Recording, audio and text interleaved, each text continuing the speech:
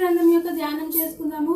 Bible study అంశం మీద 35వ సంవత్సరం 4వ నెల 5వ దినమున యెహెజ్కేలుకు కెబారు నది ప్రదేశమున చెరలోని వారి మధ్య కాపురముండిన సమయంలో యెహోవా అతనికి బహు చక్కని దర్శనంలో కనిపింప చేస్తూ ఉన్నాడనమాట.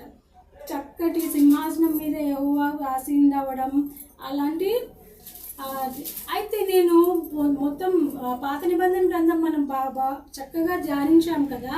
దాంట్లో ఎక్కడ మనకి ఎవరు సాగిలు పడడం, సాష్టాంగ పడి ప్రార్థన చేయడం లాంటివి మనకి కనిపించలేదు. కానీ యెహెజ్కేలు మాత్రం 4-5 సార్లు నేను గమనించాను. సాష్టాంగపడి యెహోవాకు నమస్కరించడం, సాగిలపడి యెహోవాకు నమస్కరించడం, ఇట్లా బహు చక్కని కార్యంలో ప్రార్థనా విధానంను మనకు యెహెజ్కేలు తెలియజేస్తూ ఉన్నాడు అనమాట.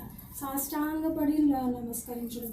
అలాగూ తర్వాత మొత్తము 50 సార్లు లెక్కింపగా యెహోవాను నేనే మీ దేవుడే, నేనే యెహోవాను అని మీరు తెలుసుకున్నట్లు నేను మీ యొక్క ముసుగులను చింపెదను, మీ యొక్క కార్యముల వల్ల మీకు సిగ్గును కలిగింపచేసగను, మీ యొక్క కార్యంలో మీరు భయభ్రాంతులైనప్పుడు మీ యొక్క సన్నిధి నుంచి నా యొక్క ముఖమును త్రిప్పివేసదను అని చాలా సందర్భాల్లో 50 సందర్భాల్లో ఆల్మోస్ట్ దేవుడు యెహోవానైనా నేనే అని మీరు తెలుసుకున్నట్లు నేను అలాగూ చేసేదను, మీరు అలాగూ తెలుసుకున్నట్లు అని యెహోవా ప్రవచిస్తూ ఉంటాడనమాట యెహెజ్కేలు ద్వారా.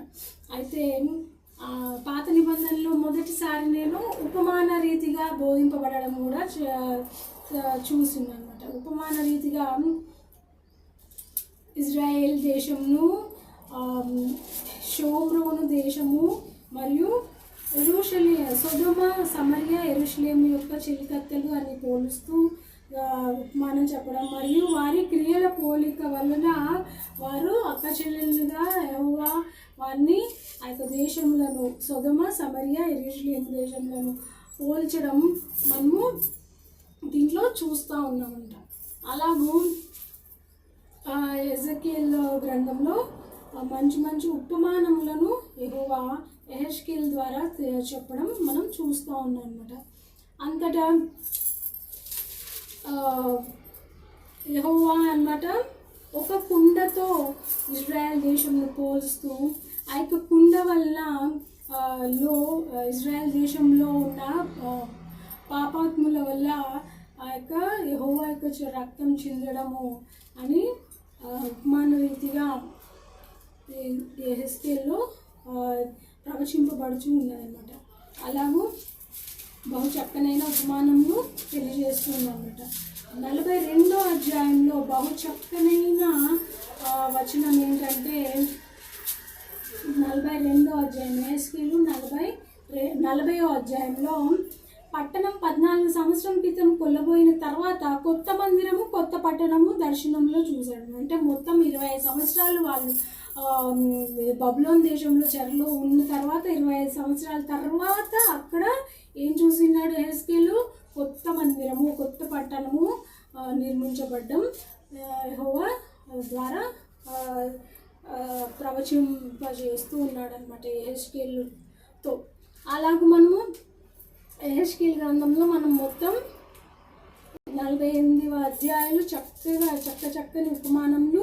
మన 48వ అధ్యాయం 7వ అధ్యాయంలో సముద్రం యొక్క పుట్టుక బహు చక్కగా రాయబడినది. ఎంత చక్కగా వివరించబడిందో అంటే ఆ నీళ్లు ఉబుకుతూ వచ్చి ప్రదేశంలోకి పారి అరబాలోనికి దిగి సముద్రములో పడును, అప్పుడు సముద్రపు నీళ్లు మంచి నీళ్లు అగును అని 47వ అధ్యాయము 8వ వచనంలో రాయబడింది. అట్లాగే 48వ అధ్యాయము యెహెజ్కేల్లో ఏంటది?